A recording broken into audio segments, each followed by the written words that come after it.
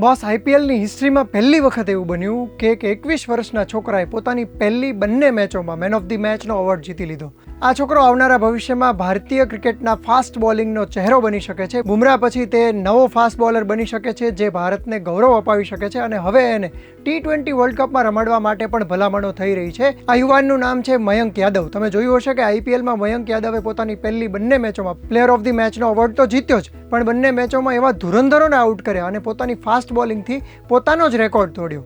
સૌથી પહેલાં તો આઈપીએલનો સૌથી ફાસ્ટેસ્ટ બોલ એણે ફેંકી બતાવ્યો 155ની સ્પીડ આસપાસ બોલ ફેંકીને, અને બીજો ફાસ્ટ બોલ પણ પોતે જ પોતાનો રેકોર્ડ તોડતા 156.7 કિલોમીટરની સ્પીડે ફેંકીને એણે પોતાનો જ રેકોર્ડ તોડી બતાવ્યો. એટલે આઈપીએલનો આ સૌથી ફાસ્ટેસ્ટ બોલ છે જે એણે ફેંકી બતાવ્યો છે. એની ફાસ્ટ બોલિંગના વખાણ ખુદ બ્રેટલી ઓસ્ટ્રેલિયાના દિગ્ગજ ક્રિકેટરે કરી છે. આ સિવાય સ્ટીવ સ્મિથે પણ વખાણ કર્યા છે અને એનો જે રોલ મોડેલ છે એ ડેલ સ્ટેને પણ એના વખાણ કર્યા છે. લોકો એક માગ કરી રહ્યા છે કે આગામી T20 વર્લ્ડ કપમાં પણ એને સ્થાન મળવું જોઈએ અને ભારતીય ફાસ્ટ બોલિંગ અટેકમાં જો બુમરાહની સાથે આવો એક ખેલાડી હોય તો વિચાર કરો કે કેવી મજા આવે અને વિરોધીઓને કેવા દાંડિયા ડૂલ કરી દે. તો શું તમે પણ આ વિચાર સાથે સહમત છો? T20 વર્લ્ડ કપમાં મયંક યાદવને રમાડવો જોઈએ? જો તમે સહમત હો તો કોમેન્ટ કરીને જણાવો.